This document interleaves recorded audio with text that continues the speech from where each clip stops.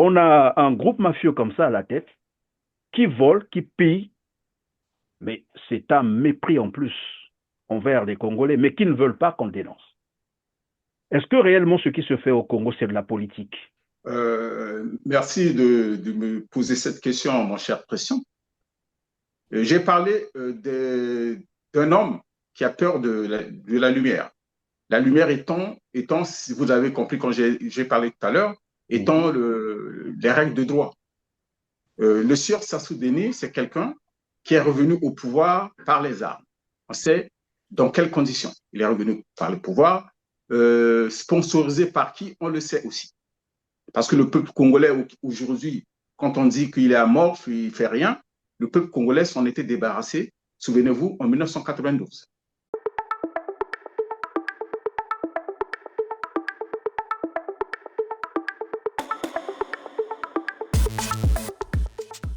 Mesdames, Messieurs, bonjour, ravi de vous retrouver sur R7 dans cette tribune tout à fait spéciale sur le cas Lassim Witi où j'ai le plaisir de recevoir les membres du mouvement pour agir MPA. Il s'agit bien entendu de Benoît Youlou, contrôleur interne des finances du mouvement pour agir. Bonjour Benoît.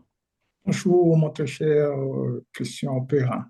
Ravi d'être là, ravi d'être reçu sur votre plateau. Et donc, comme il se doit, nous sommes les porte-parole de son voix. C'est avec un grand plaisir que nous allons répondre à toutes vos questions concernant la situation tragique que traverse notre pays, le Congo.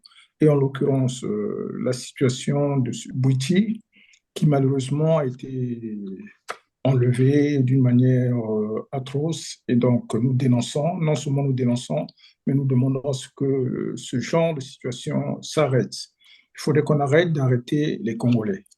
Merci. Et il faudrait que réparation soit faite également, que justice soit rendue. Nous avons également Robert Adouki, porte-parole du MPA. Bonjour Robert.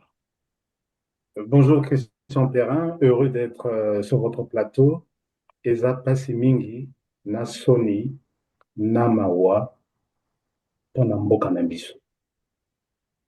Voilà qui est bien dit. Nous avons également Alain, en tout cas, chargé de la communication du mouvement pour agir. Bonjour Alain. Bonjour, mon cher Christian Perrin. Je suis heureux d'être sur le plateau pour parler justement du cas de notre compatriote Lassi Bouiti. Je remercie tous les spectateurs. Merci beaucoup. Évidemment, l'opposant congolais Lassim Witi, enlevé le 11 mai 2025 devant sa famille, a été retrouvé abandonné dans un cours d'eau, dans un état critique en plus, par les nervis du pouvoir de Brazzaville, incarné par Denis Sassou Nguesso. C'est le cas de dire, Denis Sassou Nguesso vient d'être pris la main dans le sac. Lui qui a toujours nié ce genre de pratique. Et d'ailleurs, il n'a jamais reconnu qu'il détient avec lui les opposants dans ses prisons, donc des prisonniers politiques. Alors revenons d'abord sur le cas Lassim Witi. Vous avez certainement appris comment les choses s'étaient passées. D'abord sur son enlèvement. C'est juste après qu'il ait évidemment exprimé sa volonté, bien sûr, annoncé sa candidature à l'élection présidentielle de 2026. Il avait été enlevé par les hommes armés et cagoulés qui l'ont menotté, les yeux bandés, tabassé, frappé devant sa famille. Après, ils l'ont emmené pendant presque 10 jours. Il était porté disparu. On a même parlé de disparition forcée. Votre premier commentaire? Je dirais, avant de rentrer dans le vif du sujet, que on peut pardonner à un enfant qui a peur de l'obscurité. Euh, la tragédie, la vraie tragédie, c'est quand un homme a peur de la lumière. Alors, l'homme qui a peur de la lumière, en effet, c'est le sieur Sassoudeli, qui excelle dans, dans l'irrespect, dans l'irrespect justement des normes juridiques qui régissent des vrais États, je dirais donc les États démocratiques. C'est bien de clamer tout le temps que le Congo, c'est un pays démocratique, mais dans la pratique, ce n'est pas ce que nous observons. Et donc, pour revenir au cas qui nous intéresse aujourd'hui, celui de notre compatriote Lassib Buti, qui est un opposant congolais, chef d'un parti politique, père de famille, qui avait été enlevé en pleine journée, devant sa famille, euh, par des hommes cagoulés, armés, qui l'ont conduit dans une direction inconnue depuis, ça fait plus d'une semaine aujourd'hui. Et donc, aujourd'hui, on a reçu l'information comme quoi il avait été retrouvé dans une sorte de marécage, hein, Dans Madoukou, oui, déshabillé, Madoukou, c'est qu'on voilà, appelle ça dans Potopoto.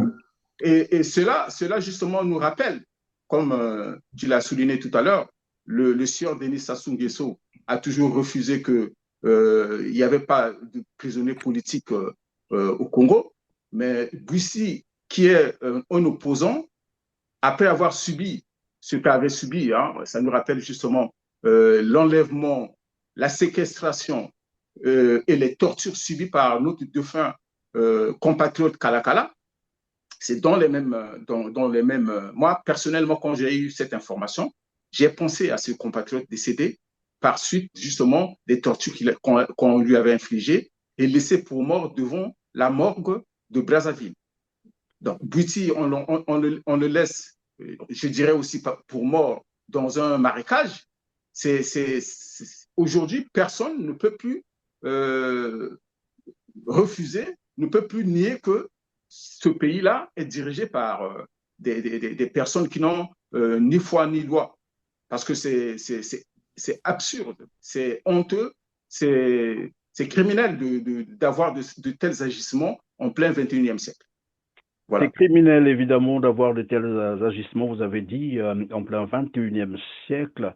Robert Adouki, longtemps on a parlé des bébés noirs au Congo-Brazzaville, la criminalité au Congo-Brazzaville. Et là, nous avons vu, c'est le même mode opératoire. Quelqu'un disait, finalement, les bébés noirs, c'est les manations carrément de la police de Brazzaville, sinon des petits voyous entretenus par ce pouvoir de Denis Sassou Nguesso. Le mode opératoire, ici, on a encore rappelé le cas Augustin Kalakala. Tout le monde sait comment Denis Sassou Nguesso agit, comment il opère lorsqu'il se retrouve en face des adversaires politiques, les vrais, je dis bien les vrais, soit il les élimine, soit ils sont poussés à l'exil. Et là, Denis Sassou Nguesso vient d'être pris la main dans le sac. Quelqu'un disait aussi que la faiblesse de Denis Sassou Nguesso, c'est la loi. C'est quelqu'un qui n'a jamais respecté la loi. Il viole la loi du bout en bout. Les constitutions, il en a changé pour ses raisons personnelles. Et sa force, c'est le crime. Plusieurs approches à votre question. À titre personnel, en tant qu'être humain, je suis choqué. Je suis choqué de voir ce qui se passe dans mon pays. C'est inacceptable, c'est odieux, c'est inhumain. Et j'aimerais avoir une pensée pour la famille, pour son épouse qui a eu à réagir, qui a eu à lancer un appel, pour ses enfants qui aujourd'hui ont pleuré leur papa, qui finalement auraient été retrouvés, mais dans quel état? Nous n'en connaissons pas la suite. Je suis vraiment choqué et ça, je pense que notre rôle en tant que leader politique, c'est de condamner, de dénoncer ces pratiques d'un autre âge, car le Congo se comporte et confirme son statut d'État voyou. Pour ne pas dire, c'est un État terroriste. Un État qui voit un de ses citoyens porté disparu, séquestré, kidnappé par des hommes encagoulés, qui ne réagit pas, et puis un bon matin, on vous dit, voilà, il est là. Mais ça veut dire quoi, ça, il est là? Je crois que nous devons mettre ce pouvoir face à ses responsabilités et ils devront en répondre.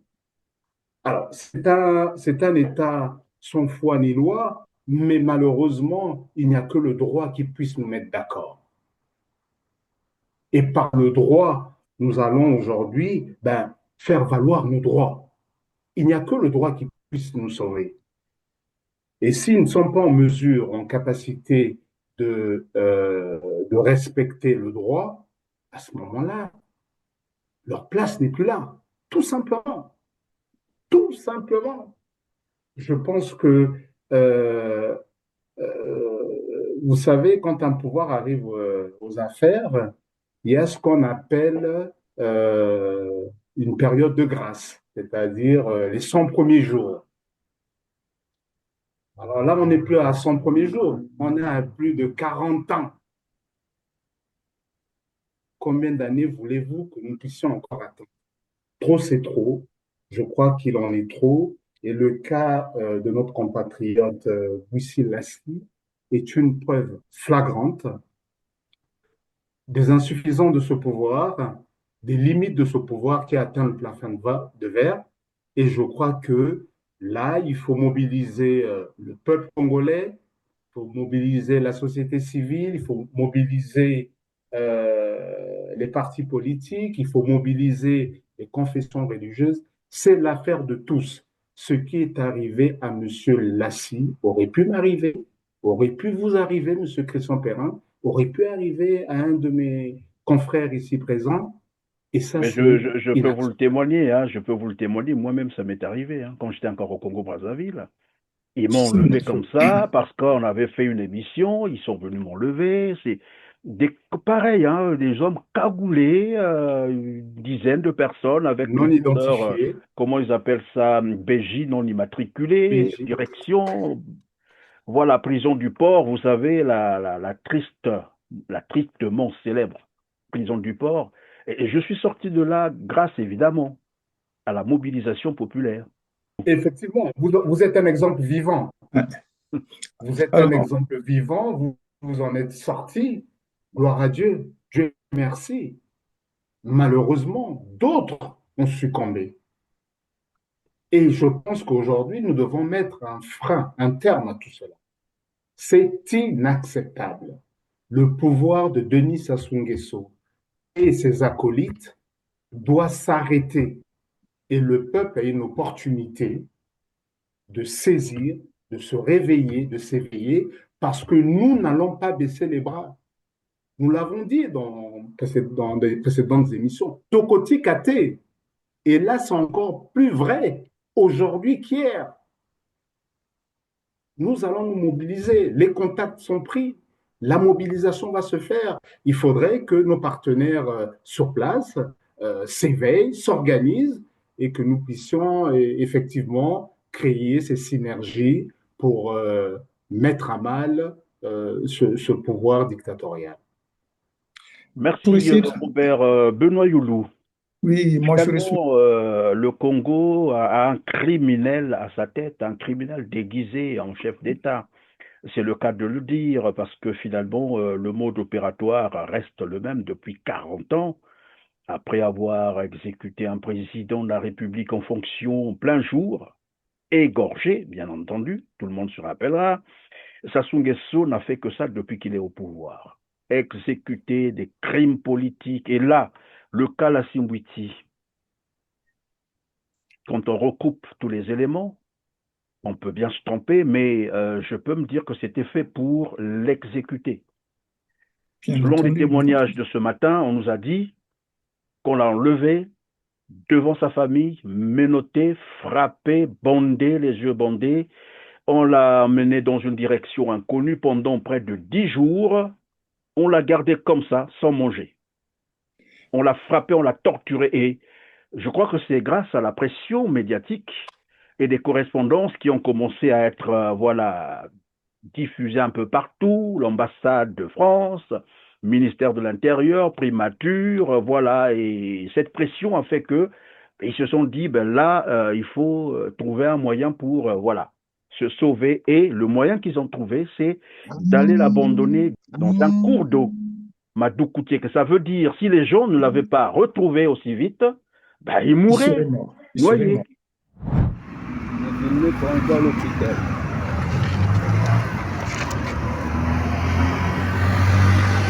Showtime.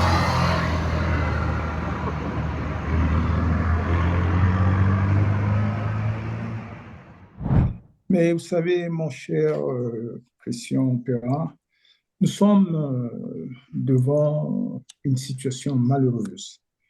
Et ce système qui entend toujours parler au nom de la démocratie, il se réclame comme étant des démocrates. En fait, il n'en est rien de tout ça. Pour la simple raison, il ne respecte rien.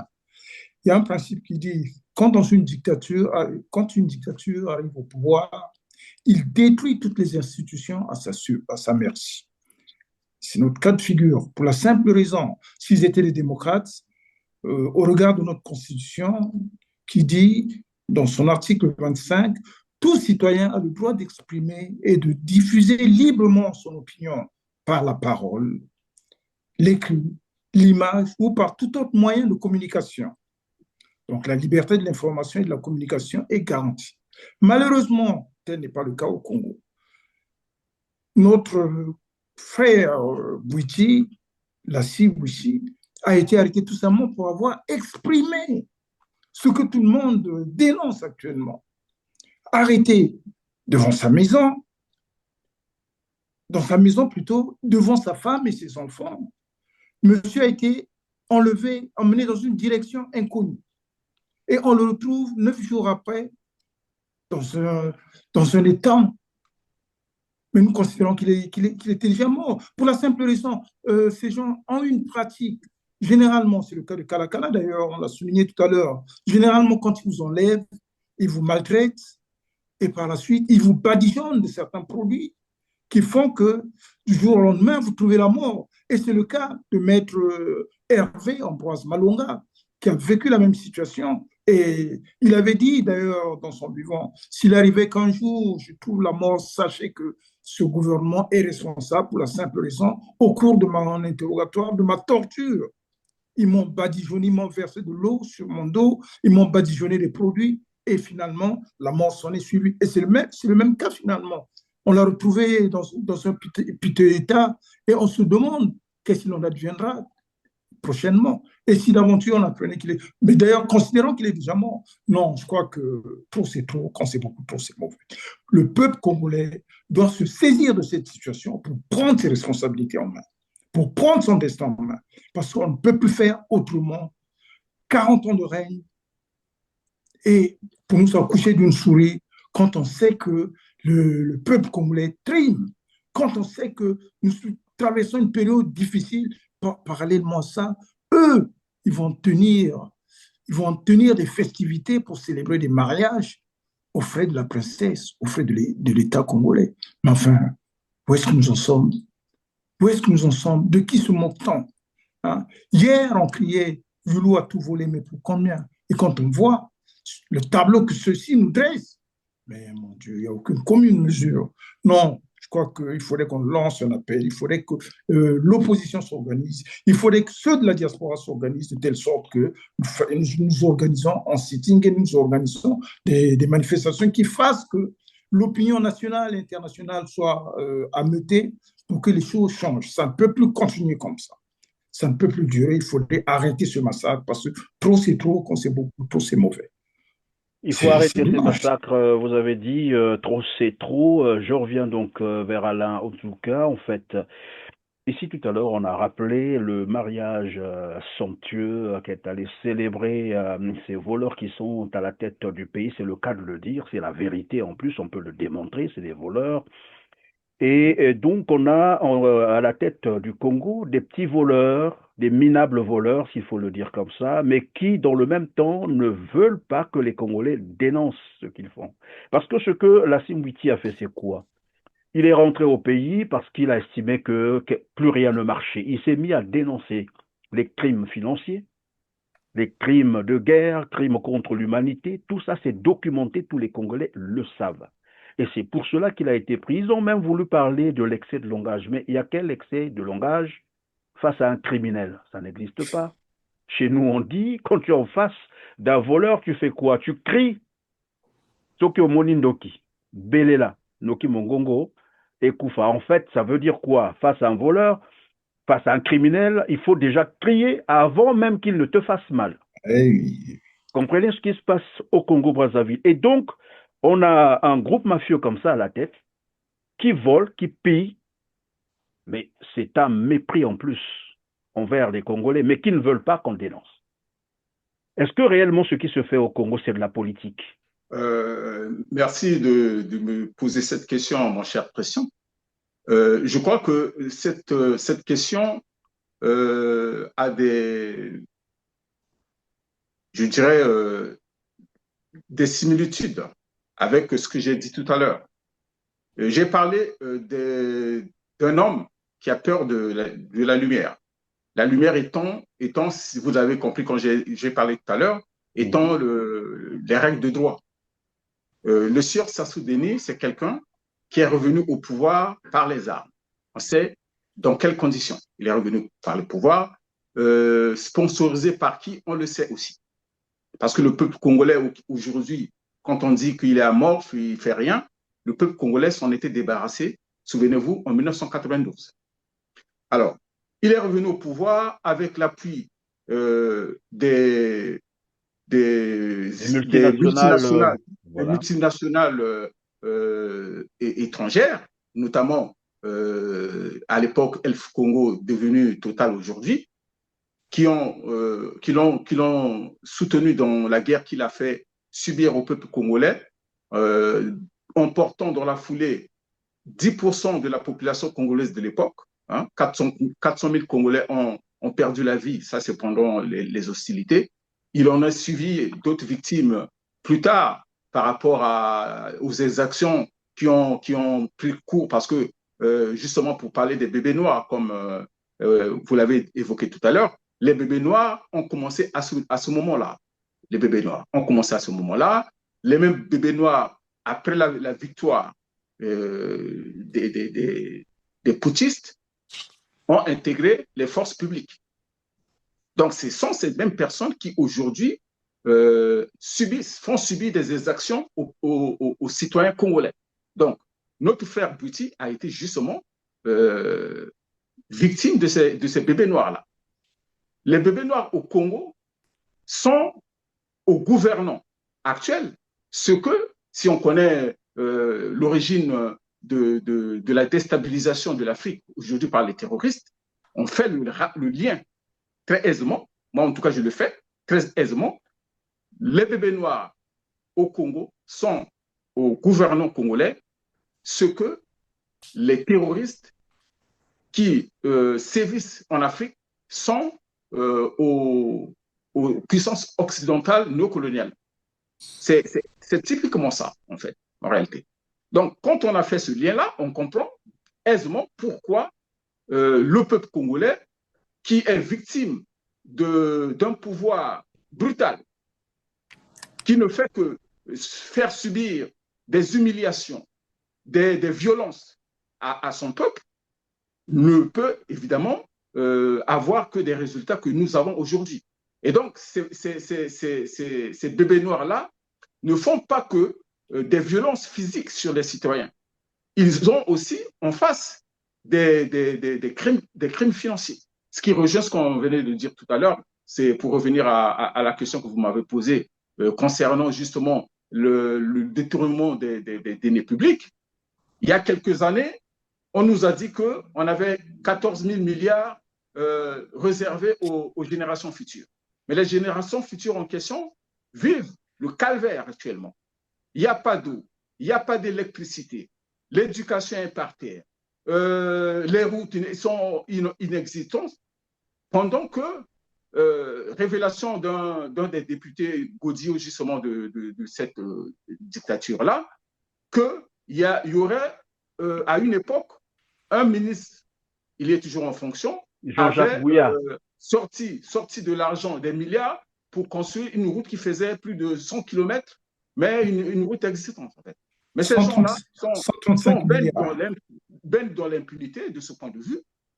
Et donc, l'argent public qu'ils ont pris pour eux, parce que le trésor public aujourd'hui ne reçoit plus les recettes de quelque sorte que ce soit les recettes pétrolières ou dans le commerce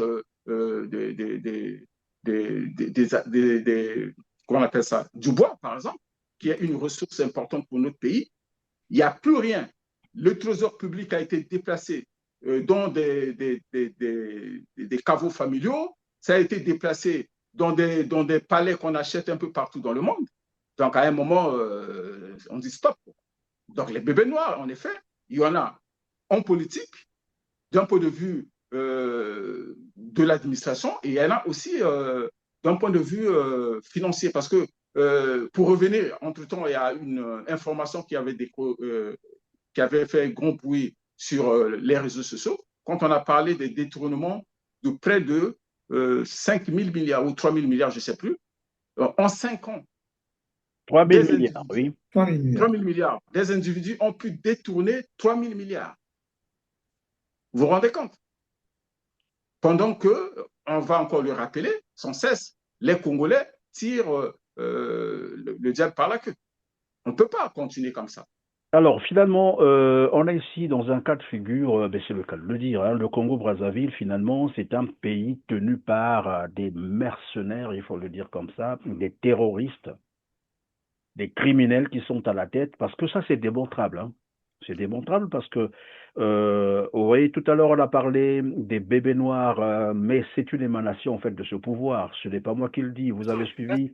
Entre-temps, il y a eu un témoignage, je crois que c'est le député Idever Moini qui en parlait, qui expliquait comment, sous l'Issouba, Denis Sassou Nguesso a entretenu la terreur, le banditisme, créer l'insécurité pour mettre ce pouvoir à mal. C'est Idever Moini qui l'avait dit. Je parle plutôt des meurtres, des assassinats, des machins, tout ça. Bon. L'insécurité, là, à l'époque, il faut lui rappeler, bon, il n'était pas encore acteur, nous, on était des acteurs. Il faut le lui dire. Ton petit frère a dit, lui, il était acteur, toi, tu n'étais pas acteur. Tu travaillais là-bas dans les laissez-passer. Quand eux, avec les Kamiyoko, ont décidé de ne jamais laisser asseoir l'Issouba. Ce n'était pas notre pouvoir. On a créé de l'insécurité partout. Mais ça avait un but. C'est de ramener les populations à penser Sassou. Ah, Natangwa Sassou, toi qui es au moins calme. Ah, Natangwa Sassou. Et dès lors qu'ils ont commencé à dire ça, ça a donné les moyens politiques à cet homme-là de rebondir. Voilà. D'accord. Donc ça veut dire que c'est le mode opératoire de Denis Sassou Nguesso. C'est mais vraiment un minable criminel qu'on a placé à la tête du Congo-Brazzaville. Je vais m'expliquer aussi, parce que généralement quand c'est comme ça, les gens viennent dans les commentaires pour dire, écoutez, vous vous adressez à un président. Non, moi, ma conscience ne peut pas l'appeler par président parce que c'est un criminel. Pourquoi? Les Congolais se souviendront que Denis Sassou Nguesso a récupéré les plus grands criminels du monde recherchés par la justice internationale.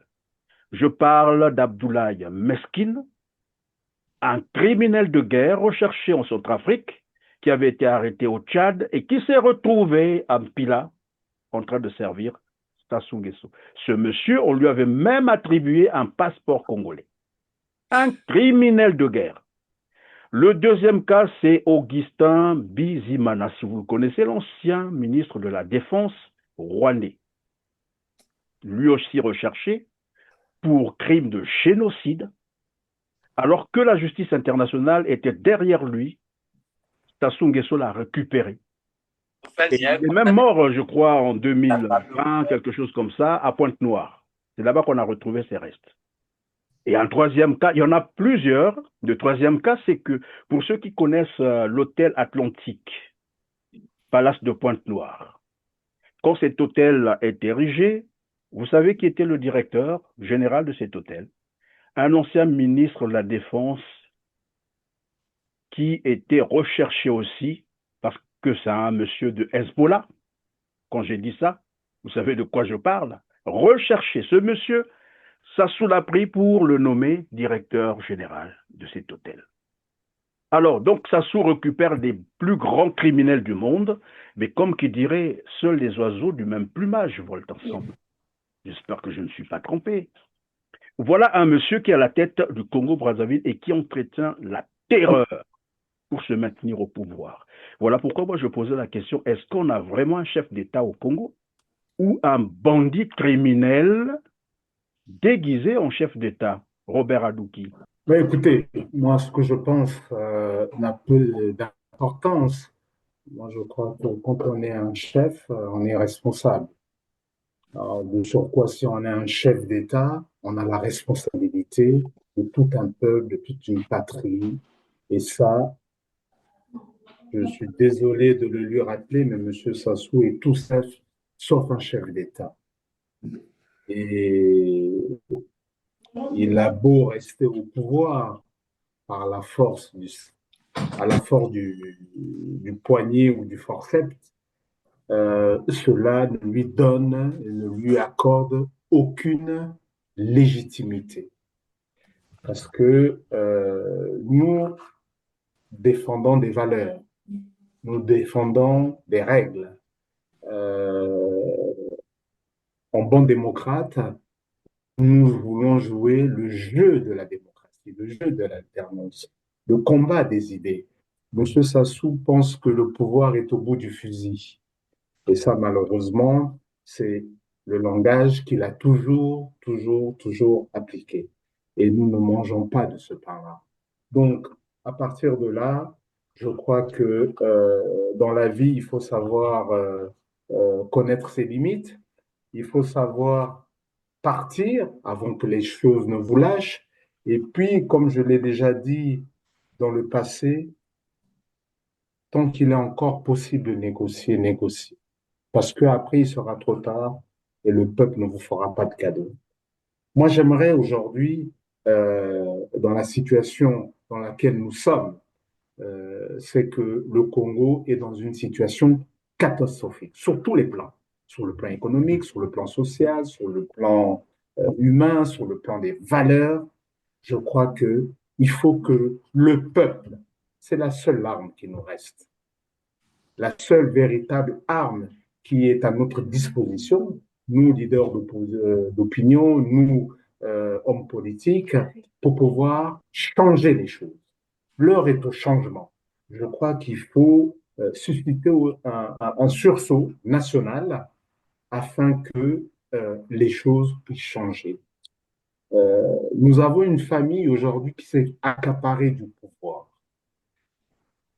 Les opposants politiques avec lesquels je suis totalement solidaire sont déjà morts debout. Qu'attendent-ils pour éveiller ce peuple? La Constitution de 2015, qui nous a été imposée par le sang, dans le sang, nous autorise à pouvoir se lever quand nos droits ne sont pas respectés. Qu'attendent-ils pour soulever ce peuple? Nous, la diaspora, oui, vous voulez que nous puissions vous rejoindre à main nue pour vivre ce que M. Mbouiti et la CIA a vécu? Non, ça ne se passe pas comme ça. Nous viendrons au Congo parce que le dernier acte va se jouer au Congo. Mais permettez-nous encore d'agir de là où nous sommes parce que notre voix compte. Et je pense qu'elle est en train de porter ses fruits. Et il faudrait que nous continuions à travailler ensemble, à marteler pour que le peuple nous aide. Le peuple a des droits. Ce même peuple que nous défendons, qui a du mal à se lever, il faut qu'il sache que c'est lui qui a les clés de la bataille. Oui, certains leaders se retrouvent embastillés. Aujourd'hui, malheureusement, on l'a dit tout au long de cette émission, beaucoup sont morts. Mais combien vont encore mourir? Et je pense que c'est nous qui avons la réponse. Si nous arrêtons ce régime, ben je pense que la paix tant souhaitée, mais la paix véritable reviendra et sur des bases démocratiques. Et M. Sassou est tout sauf un démocrate.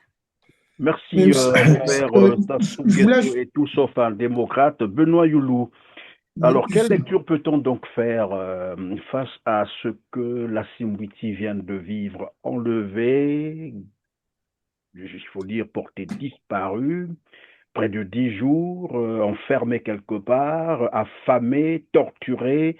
Et nous savons qu'en 2016, il y a eu évidemment presque, j'allais dire, hein, le même mode opératoire. Ceux qui se sont présentés face à Sassou Nguesso, je parle ici du général Jean-Marie Michel Mokoko, d'André Okombi Salissa, jusqu'aujourd'hui, hein, tout le monde déplore encore leur détention illégale, il faut le dire comme ça. C'est des prisonniers politiques. 2021, c'est voilà Parfait Kolela qui, tout le monde sait, était en bonne posture d'ailleurs et un présidentiable, tout le monde avait vu. On connaît le sort. Il en est mort le jour même de l'élection présidentielle, et alors qu'on devrait voilà, invoquer l'article 70, donc reprendre l'élection, c'est l'article 70 de la Constitution congolaise. Malheureusement, Sassou Nguesso s'est maintenu. Et comme qui dirait, à qui profite le crime? Nous avons évoqué ici le cas Augustin Kalakala, et là nous sommes face au cas Lassim Bouiti qui venait de déclarer également sa candidature. Quelle lecture vous inspire tous ces éléments à 10 mois de l'élection présidentielle 2026? Alors, il y a deux aspects qui se présentent face à cette situation. De un, le fait d'avoir arrêté M. Bouiti Lassi était une forme de sommation pour montrer au peuple congolais et à l'opposition que si vous vous amusez à mettre en cause mon pouvoir, voilà ce qui peut arriver. Donc, cette sommation permettra justement à ce système de savoir et de connaître la réaction du peuple, sinon de l'opposition. Le deuxième aspect, c'est celui qui consiste donc à museler purement et simplement l'opposition. Alors, je n'aimerais pas le reprendre, mais enfin, il était le premier à dire quand il était dans l'opposition, il disait ceci, je le cite, lorsque la démocratie est violée, les démocrates ne doivent pas l'accepter. Ils se doivent donc de défendre la démocratie. Mais face à cette situation, moi je crois que les démocrates doivent se lever. L'opposition doit s'organiser de telle sorte que le peuple se mette en branle pour revendiquer ses droits. C'est un droit inaliénable. Le droit, le pouvoir appartient au peuple souverain. C'est donc au peuple souverain de revendiquer ses droits, quelle qu'en soit la manière, quelle qu'en soit la forme. Il a ce droit-là parce que Sassou n'est que celui qui a pris le pouvoir par la force. Et il se dit démocrate, mais pas sa façon de faire. En toute logique, nous savons que c'est de la tyrannie. Il tyrannise le peuple. Et il pense avoir gagné, il pense avoir pris le dessus sur le peuple. Parce que par ses méthodes barbares, il pense avoir traumatisé le peuple. Mais le peuple surprendra toujours. Vous savez, il y a un principe qui dit, quand on provoque, chaque fois qu'on lutte, on gagne toujours. Car le sang qui coule pose des solides fondations qui permettront d'élever des murs à la hauteur de nos aspirations. Le sang qui coule est la semence d'une victoire certaine. Le sang qui coule est la semence d'une victoire certaine. Merci. Le peuple congolais doit se mettre en branle. C'est maintenant ou jamais. Car après, il est trop tard. Le changement, c'est maintenant, nous devons l'exiger. Le changement, c'est maintenant qu'il faut l'exiger. Alors, Alain, en tout cas, puisqu'il faut exiger le changement, que doivent faire finalement les opposants, que vous êtes opposants politiques, pour que finalement soit mis un terme à ce régime criminel tyrannique, comme on l'a dit. Les éléments sont là, voilà, c'est démontré. Et nous sommes à 10 mois, comme je l'ai dit tout à l'heure, d'une nouvelle élection présidentielle. Que doivent faire les Congolais? Alors, les politiques que nous sommes, je crois qu'on a un rôle important à jouer dans la sensibilisation des bases populaires, donc du souverain primaire. Alors, ça va partir dans notre capacité à faire comprendre à nos compatriotes que ce qui se passe aujourd'hui, ils n'ont pas à avoir peur, tout simplement parce que les autorités politiques en place violent justement leurs droits et libertés individuelles. Donc, ça va partir du fait de leur montrer effectivement, parce que la vocation première d'un État, c'est la protection justement des citoyens à l'intérieur et à l'extérieur des frontières nationales. Ce que ne fait pas nos gouvernants aujourd'hui. Donc, c'est à nous de leur faire comprendre qu'effectivement, les personnes qui sont à la tête du pays aujourd'hui ne sont là que logiquement, naturellement, pour travailler à mettre les conditions nécessaires pour que les populations vivent dans des bonnes conditions. Que la jeunesse, par exemple, ait droit à l'éducation, à l'instruction, et que les personnes en âge de travailler puissent avoir du travail, et qu'en travaillant, on puisse avoir un salaire pour pouvoir vivre décemment. Nos dirigeants ne le font pas, c'est à nous d'expliquer justement que l'arme, comme a dit un camarade tout à l'heure, l'arme ultime dont nous disposons aujourd'hui, c'est le peuple, et le peuple a le droit, parce que cela lui est reconnu par à la fois les lois nationales du Congo-Brazzaville donc, et les normes internationales. Donc, c'est à nous de leur expliquer concrètement ce qu'il faut faire. Un soulèvement populaire est nécessaire pour libérer ce pays-là, parce que tout est fait par le pouvoir en place afin de garder le pouvoir. Donc, tout ce qu'ils font, c'est garder le pouvoir, et nous, notre travail, c'est sensibiliser et mener des actions pour pouvoir libérer ce pays-là.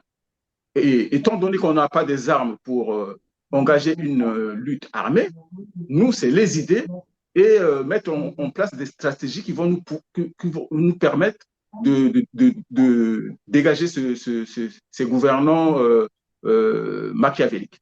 Voilà à peu près ce que je peux répondre par rapport à ça. Merci beaucoup. Avant de continuer, je vais proposer donc à nos téléspectateurs un extrait d'une vidéo. C'est un ancien policier congolais qui témoignait sur l'assassinat, la mort de l'ancien président de la République du Congo, Alphonse Massamba Deba, dont la dépouille n'a jamais été rendue à sa famille. Et on revient sur ce plateau suivant. Moi, tous ces corps-là, je les ai vus, puisque j'étais criminaliste. Tous ces corps, je les ai vus. J'ai vu le corps de Massamba Deba, j'ai vu le corps du cardinal, j'ai vu le corps du président Ouabi, j'ai vu ça. Voilà ce que j'avais à laisser aux enfants et à ceux qui voudront dans l'avenir peut-être connaître quelque chose. La façon dont il a été exécuté, c'était très difficile, c'est douloureux. Qu'est-ce qu'il fallait faire? Après avoir, puisque le corps était méconnaissable, il fallait donc chercher à l'identifier. Donc, relever d'abord les empreintes digitales qui existaient encore. Quant à la prise de photographie, on ne pouvait prendre que le corps en général, puisque la tête n'existait presque plus.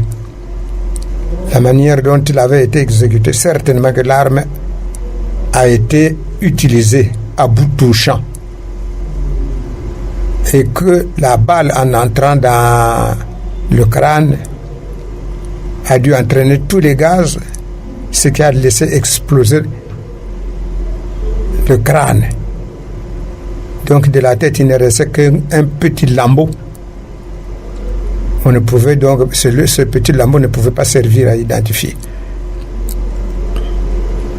Après, nous avons jugé utile de ramener le corps pour plus d'analyse, plus d'examen, peut-être qu'on aurait trouvé quelque chose.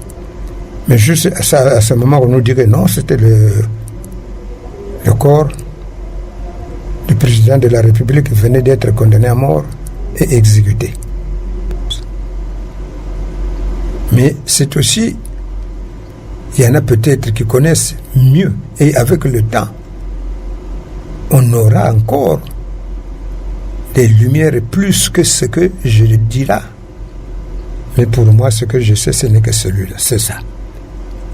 Voilà mon petit cadeau aux enfants et à ceux qui voulons, dans l'avenir, en connaître quelque chose. Robert Adouki, lorsqu'on suit ce témoignage, c'est tellement cruel. Et savoir que c'est un innocent qu'on avait pris comme ça, juste pour maquiller le crime, le coup d'État qui venait de se produire. Et le président Massamba Deba, à côté de lui, il y a eu d'autres innocents qu'on a exécutés comme ça. Et donc les corps aussi, les dépouilles n'ont jamais été rendus aux familles. Tous ces crimes sont à l'actif de Denis Sassou Nguesso. À la conférence nationale, un acte avait été pris, l'acte 284, la conférence nationale qui rendait Sassou Nguesso responsable de tous les crimes allant du 18 mars 1977 au 2 avril de la même année. Donc on comprend bien que Denis Sassou Nguesso, comme on a dit d'entrée de jeu, en fait c'est un criminel. Après il faut venir qu'on vienne nous montrer ou nous apporter des éléments de preuve contraires, mais tout est documenté. Aujourd'hui nous sommes en train de vivre la même chose. En fait au Congo-Brazzaville, il y a un criminel notoire en liberté. Tant qu'il ne sera pas arrêté, les Congolais vivront les mêmes choses. On a dit il faut mettre terme à ce régime. Robert, est-ce par une élection, par une insurrection? Comment ça devrait se passer? Quelle lecture et quelle projection pouvez-vous nous présenter par exemple? Parce que finalement les Congolais ont compris qu'avec les élections ça ne passe pas, il va toujours tricher. Même ceux qui disent non, il va toujours gagner. Gagner, les mots ont leur sens. Sassou n'a jamais gagné une élection. Et j'aime à rappeler que c'était un fou devant Sassou Nguesso dans une élection transparente, équitable, démocratique. Sassou ne gagnera pas. D'accord? Alors, faut-il aller aux élections pour le mettre dehors ou peut-être d'autres stratégies qu'il faut?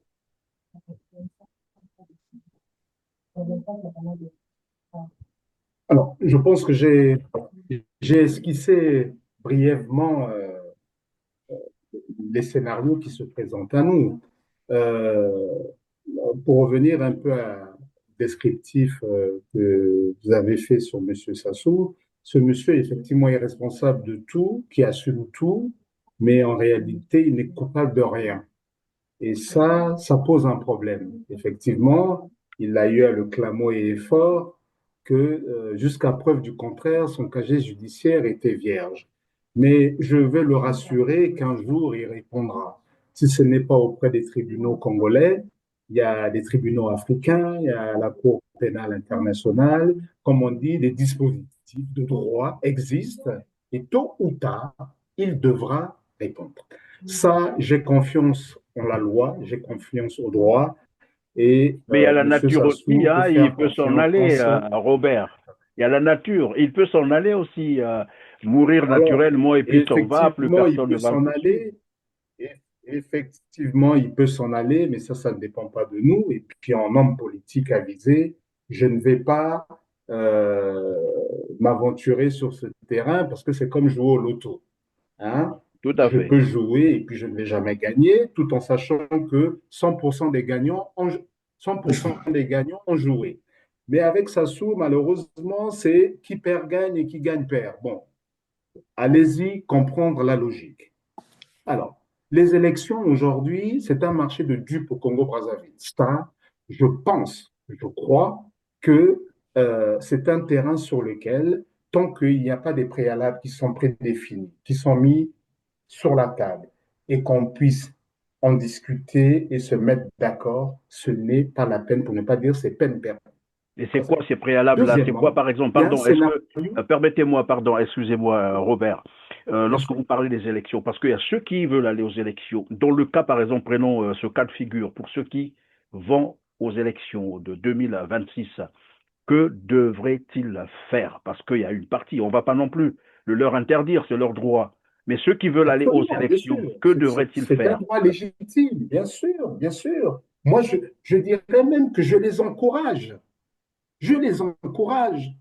Mais il faut qu'ils soient face à leurs responsabilités et qu'ils prennent leurs responsabilités. Alors, il y a une constante que je constate en homme politique un peu avisé de la situation de notre pays, c'est que la libération des prisonniers politiques est une constante.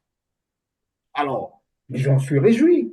Nous avons aujourd'hui des prisonniers politiques dans notre pays qui se sont retrouvés, qui se sont retrouvés donc emprisonnés à l'issue d'une élection. Alors, je pense que c'est une leçon que ceux qui veulent y aller, si ce sont de vrais opposants, puissent tirer les leçons de ce qui est arrivé aux autres. Parce que malheureusement, l'histoire a tendance À se à se répéter. répéter. Alors, je crois qu'aujourd'hui, et je reviens encore à la situation de M. Bouti-Lassi, tous les ingrédients sont réunis pour que nous puissions arriver au même scénario qui se passe pas très loin du Congo, pour ne parler que de l'AES en Afrique de l'Ouest, avec des coups d'État. M. Sassou n'est pas à l'abri d'un coup d'État. Il faut le dire. Un capitaine qui sort de je ne sais où et qui opère son coup, et puis On n'en les parle carottes plus. sont pliées. Évidemment, pendant que vous le dites, non pas, ce n'est pas non plus l'apologie du coup d'État ou de la force ou de la violence, mais il y a évidemment un invité hein, qui nous en parlait, le professeur Félix Bakunda Mpele, un constitutionnaliste, hein, il est juriste, enseignant-chercheur, mais qui disait un coup d'État au Congo-Brazzaville serait légitime. Et il a Salutaire. expliqué le pourquoi, parce que Denis Sassou Nguesso lui-même est revenu au pouvoir par coup d'État militaire. Il s'y maintient par coup d'État en permanence d'ailleurs. Permanent. Et donc, le chasser du pouvoir par la force est légitime. C'est juste ce que Tout je à veux fait. ajouter. C'est une D'accord. suite logique. Une suite logique. Qui tue par l'épée, périt par l'épée. Eh oui. Nous sommes certes des démocrates, mais quand la situation l'exige, eh ben, on est obligé de passer par la force, nécessairement. Il y a des coups d'État sanitaires. L'exemple a été donné justement par mon frère Robert. L'AES, c'est des gens qui sont levés parce qu'ils ont été mis en difficulté au regard des intérêts de leur pays. Ils ont pris leurs responsabilités. Mais j'attire l'attention justement de nos officiers, pour ce qu'il en reste de cette armée républicaine. Il faudrait que ces officiers se lèvent aujourd'hui et prennent leurs responsabilités. Quand bien même qu'on dise qu'il y a une milice à la solde du régime, mais un militaire dignement formé reste militaire et il se doit de défendre la nation. Et quand les intérêts de la nation, les intérêts supérieurs sont menacés, ils se doivent de prendre leurs responsabilités et les assumer parce qu'ils ont pris l'engagement de servir la nation. Ils n'ont pas pris l'engagement de servir un individu. Il s'agit là des intérêts supérieurs de la nation parce que nous traversons une période critique. Il faut craindre que demain le Congo disparaisse, qu'il n'en reste plus que le nom. Parce que nos intérêts sont tellement mis à mal. Il faudrait bien qu'il y ait des gens qui se lèvent. Le peuple est prêt. Le peuple n'attend que des gens pour suivre. Parce que le peuple, il faut le canaliser, il faut l'orienter, il faut le galvaniser. Le peuple, pour la simple raison, en 2015, les gens étaient prêts à faire une déferlante jusqu'à Mpila.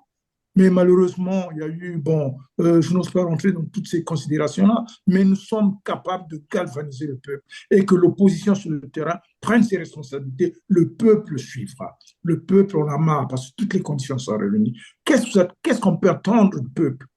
Quand ce peuple trime, le peuple ne peut pas se soigner, il ne peut pas avoir de l'eau. Le minimum requis n'est pas possible au Congo. Quand on ouvre les robinets d'eau, c'est l'eau insalubre. Hein? source de maladies impensables et inimaginables. Ce n'est pas possible, on ne peut pas continuer à vivre dans cet état-là. Pendant ce temps, j'insiste, je reviens dessus, eux, ils font la fête. Est-ce que c'est vraiment... C'est humain, ça. Mais quel est le rôle d'un dirigeant? C'est de satisfaire d'abord les intérêts de la nation, l'intérêt supérieur de la nation, l'intérêt général d'abord, prime avant l'intérêt particulier. Mais au Congo, c'est l'inverse, c'est la pyramide inversée. Ils privilégient leur fête, ils privilégient le diable noir, les jibambongo, comme ils disent, ils savent le dire. Le ciel ne va pas tomber, c'est pas possible, on ne peut pas continuer à tolérer l'intolérable. Il y a des limites à tout. Arrêtons cette mascarade, arrêtons ça, parce qu'il faudrait que le Congo reprenne et retrouve ses lettres de noblesse. Le Congo, à la veille de la pseudo-révolution de 1963, nous avons quand même une petite source, l'embryon d'une industrie au Congo. Mais aujourd'hui, plus rien n'existe au pays, plus rien ne va. Eux, quand ils vous élaborent des projets, c'est juste pour c'est les faire valoir. Tout ce qu'ils prônent, ils ont pris des slogans, le chemin d'avenir, où est-ce qu'on en est, hein? La municipalisation accélérée, où est-ce qu'on en est? Tout ce qu'ils ont conçu est resté, c'est presque des friches. Les palais sont abandonnés sur des terrains vagues. Hein? Mais enfin, on ne peut pas continuer comme ça, laisser faire, être là comme si nous étions des spectateurs incapables de réagir. Non, Congolais, réussissons, prenons nos responsabilités, parce que le pouvoir nous appartient. Une fois de plus, j'insiste dessus, le pouvoir appartient au peuple, au primat souverain. Dans la servitude volontaire, le jeune de la Boétie disait, le tyran est debout parce que le peuple est à genoux. Donc, continuons d'accepter que nous soyons à genoux. Monsieur s'est-il érigé en Dieu? Est-il le second fils de Dieu pour qu'on le laisse faire? Non, il n'est qu'un humain comme tous les autres. On dit toujours, l'homme passe, mais la nation reste, elle demeurera. La nation, merci Benoît, la nation reste, elle va demeurer. Il faut craindre finalement que le Congo disparaisse, vous l'avez dit tout à l'heure. C'est question de sauver le Congo-Brazzaville. Sauver le Congo-Brazzaville, on a largement démontré que Sassou c'est un usurpateur. C'est quelqu'un qui est revenu au pouvoir par coup d'État militaire, aidé par les armées étrangères, des mercenaires, aidé par des multinationales étrangères, pour ne pas citer Total, en ce temps-là Elf. Et c'est cette même multinationale qui est à lui donner encore 500 millions de dollars à l'approche de l'élection présidentielle 2026. Le message envoyé, c'est quoi? C'est que les Congolais peuvent mourir, c'est du bétail qu'il faut massacrer, pourvu que Sassou Nguesso nous laisse la liberté de piller le pétrole. Voilà le message que Total vient encore d'envoyer. Donc, les Congolais sont seuls responsables de leur avenir. C'est à eux de décider. Pour Denis Sassou Nguesso, je vous ai dit, c'est un hors-la-loi qui est revenu par les armes. Ça, on n'a pas besoin des preuves. Et qui se maintient en terrorisant la population. C'est en fait un terroriste politique. Voilà la vérité. Et nous sommes donc presque vers la fin de cette émission, de cette tribune.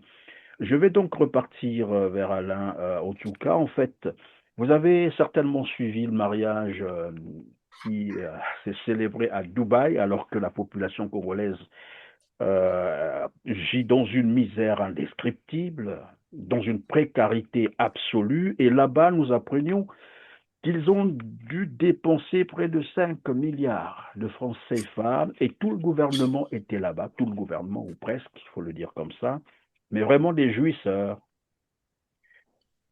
Les Congolais en train de regarder, est-ce qu'il faut rappeler qu'il n'y a pas d'eau, pas d'électricité? Benoît vient de le rappeler tout à l'heure. Voilà, les voies sont cabossées, l'hôpital n'existe quasiment pas, l'école, l'éducation à terre. Et on nous dit qu'il n'y a plus d'argent dans les caisses de l'État. Donc 40 ans après, on vous dit le Congo n'a plus d'argent. Un pays producteur du pétrole qui n'a plus d'argent. C'est du jamais vu, ça. C'est-à-dire que c'est un cas, je ne sais pas, un cas d'école peut-être. Il faut qu'on commence à étudier ça dans les grandes universités économiques. Pour moi, un pays pétrolier peut manquer de l'argent dans ces caisses. Et dans le même temps, on a des commis de l'État qui vont, voilà, fêter quelque part à Dubaï. Alain, qu'est-ce que ça vous dit? Alors, moi, je répondrai très clairement par rapport à ce sujet-là, Oui, que ce qui se déroule avec parce que il s'agit des détournements de deniers publics, hein. Peu importe la manière dont ils dépensent ou pour des raisons, les raisons pour lesquelles ils dépensent cet argent-là, à la base, ces personnes-là ont volé de l'argent public. Alors, ça veut dire quoi concrètement pour le peuple congolais, hein?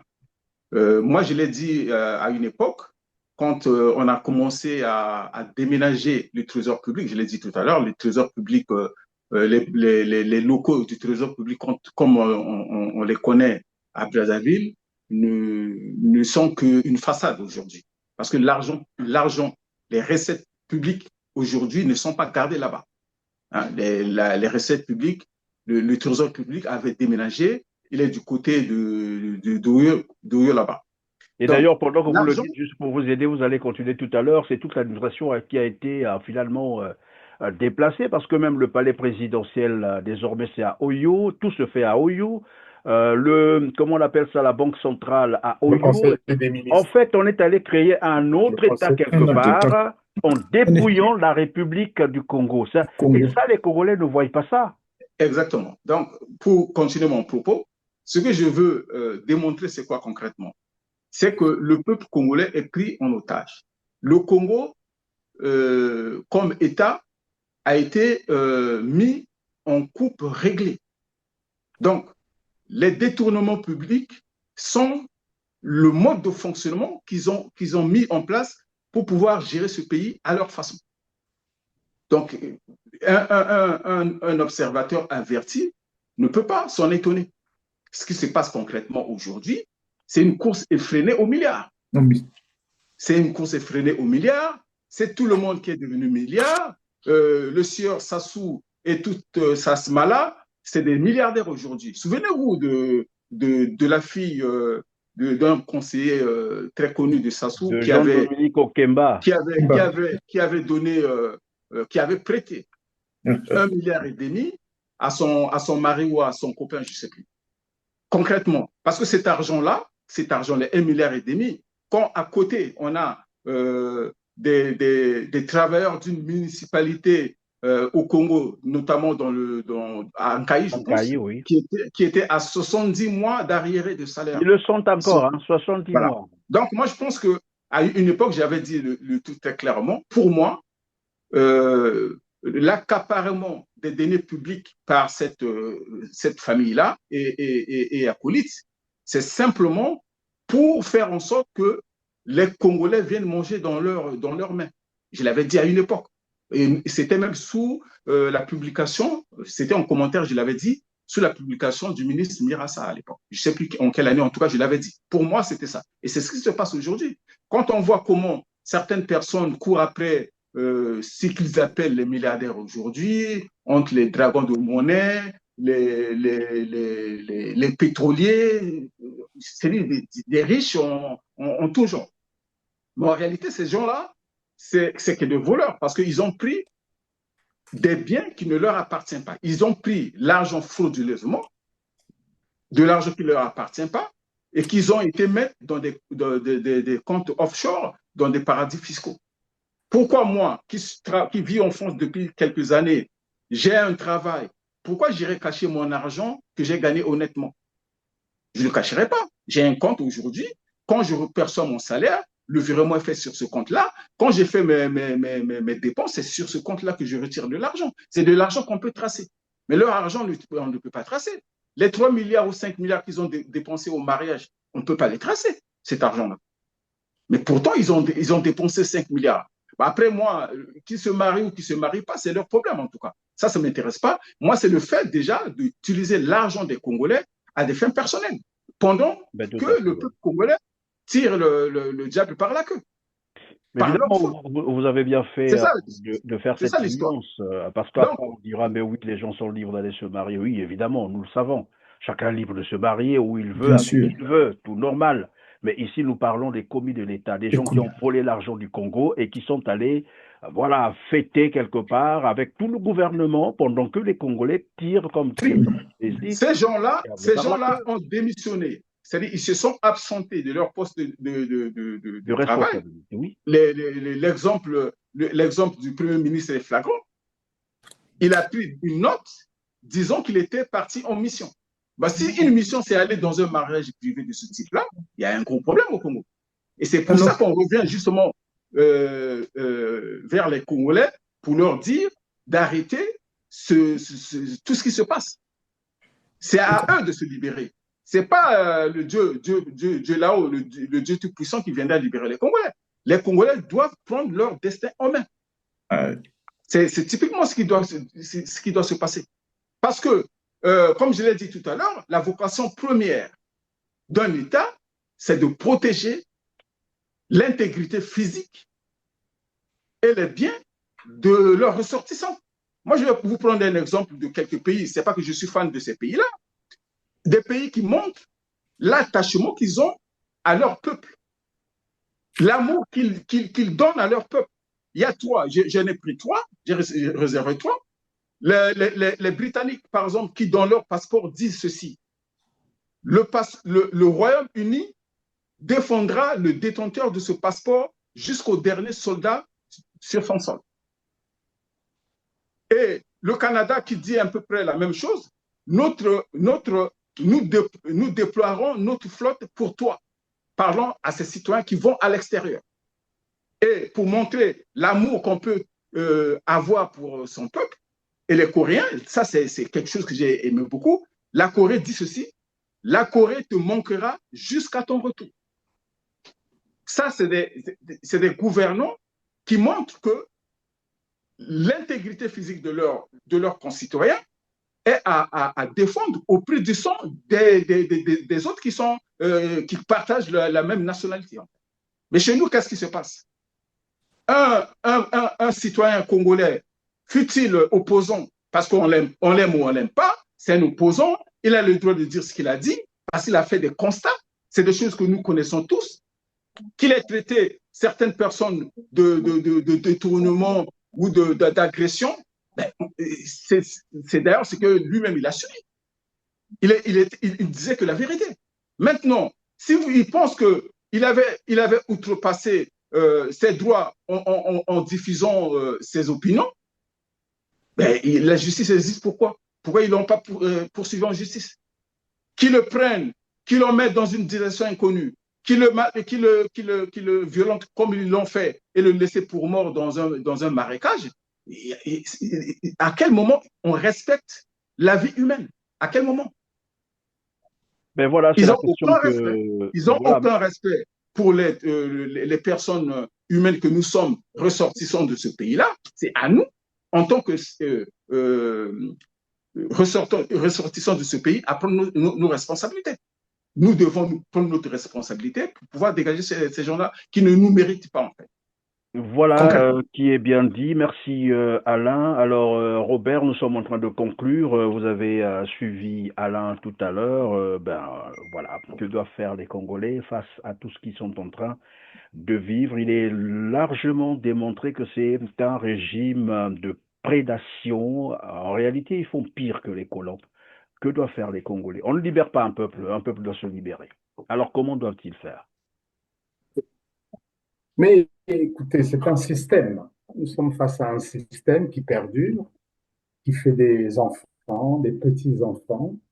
Et j'ai une image encore toute récente où on voit M. Sassou à Moscou représentant le Congo, accompagné de sa fille, de son petit-fils, avec M. Vladimir Poutine. C'est triste que le Congo en soit arrivé là.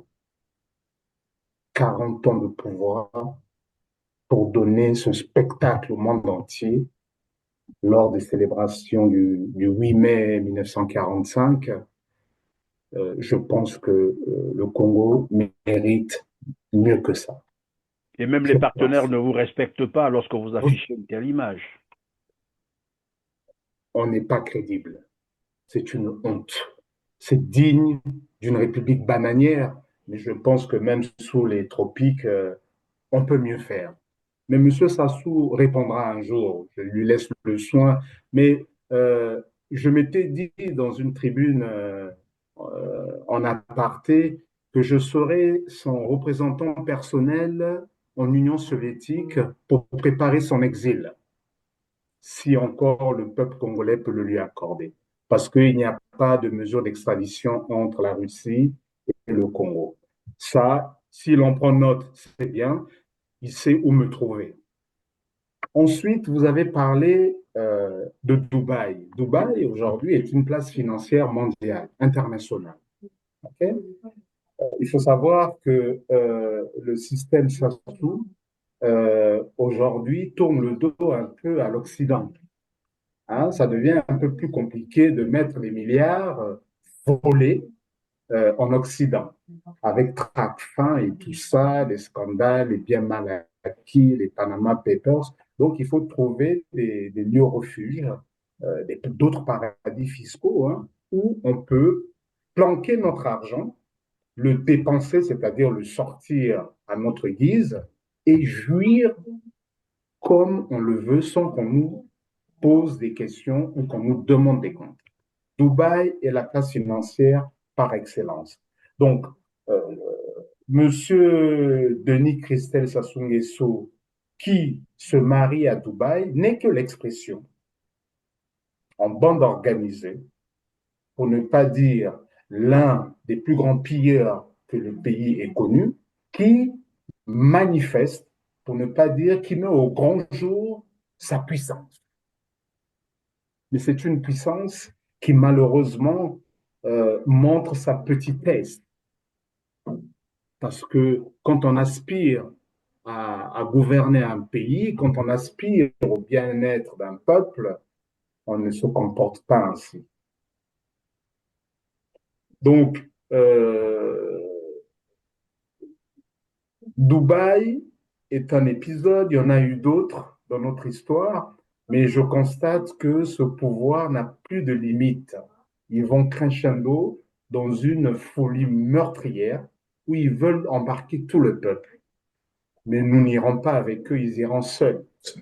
Et comme je dirais, vous savez, quand vous êtes en voiture sur la route et que vous voyez quelqu'un qui roule à 200 km/h, vous lui dites, pourvu qu'il passe, mais qu'il aille mourir tout seul. Et c'est ce qui va arriver à ce pouvoir. C'est ce qui va arriver à ce pouvoir. Benoît Youlou, conclusion. Oui. Alors, moi, je voulais dire tout simplement une chose. Nous sommes devant une situation de ce qu'on appelle la haute trahison. Et quand il y a trahison, la trahison doit être sanctionnée d'une façon sévère. Il faut des conséquences lourdes pour ceux qui trahissent la nation. Des conséquences lourdes jusqu'à la famille, pour la simple raison. Tout ce qu'ils font, ils le font en famille. On ne peut pas endeuiller nos familles au profit des autres. Ce n'est pas possible. Il faudrait qu'on arrête et que le peuple, une fois de plus, je reviens dessus, prenne ses responsabilités, leur crime étant imprescriptible, leur crime odieux étant imprescriptible. Demain, ils répondront de leurs actes. Voilà ce que je voulais dire, et que le peuple prenne ses responsabilités. Et l'opposition doit s'organiser en conséquence. Je vous remercie. Merci beaucoup. Un tout petit dernier mot, bien sûr, pour Alain, pour conclure. Est-ce qu'il faut aussi interpeller les partenaires du régime de Brazzaville? Ce n'est pas un secret, normalement. Alors, mon cher Christian, moi je dirais ceci. C'est un appel que j'ai fait à la fois au peuple congolais et au gouvernement actuel. Il faut qu'ils écoutent ce que nous disons maintenant. Alors, le rapport du peuple congolais aux dirigeants actuels, c'est le rapport d'une femme battue qui est résignée. Le peuple congolais subit ce qu'une femme battue subit dans un foyer. Elle est résignée, elle se dit, de toutes les façons, c'est partout pareil. Mais ce qui va se passer pour le peuple congolais, j'en suis sûr, et il faut qu'ils nous écoutent aujourd'hui, c'est que cette résignation-là fera place nette à la colère et à la révolte. Ce jour-là, ce sera un jour ordinaire. Le ciel, dans un ciel serein, le vent va se lever. La tempête va arriver. Vous savez, Christian Perrin, l'esprit est un lieu effrayant qui est rempli de mystères.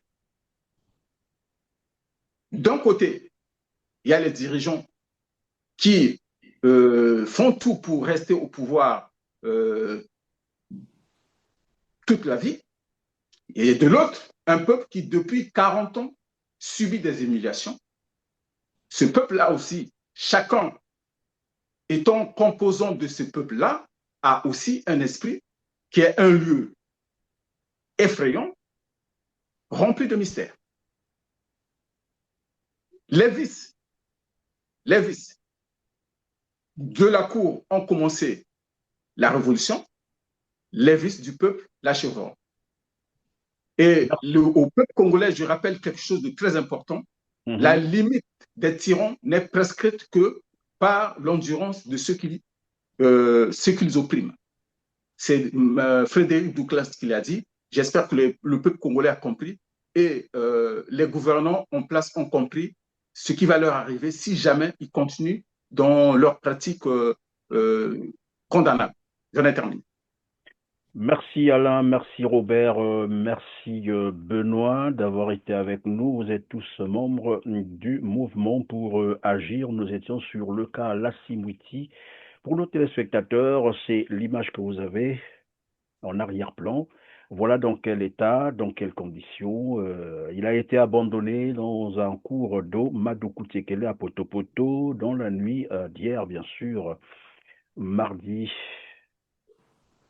après l'avoir gardé pendant 10 jours sans manger, torturé, battu, simplement parce qu'il a eu à dénoncer voilà, les dérives totalitaires, le pillage, les crimes économiques, crimes de guerre, crimes contre l'humanité, pourtant documentés. Voilà. Et c'est un opposant congolais. On a dit tout à l'heure, c'est aux Congolais de prendre leurs responsabilités. Et je retiens donc cette phrase où la résignation des Congolais donnera place à la colère et cette colère conduira à la révolte. À bon entendeur, salut, mesdames, messieurs, merci de nous avoir suivis. On se retrouve très prochainement. Merci.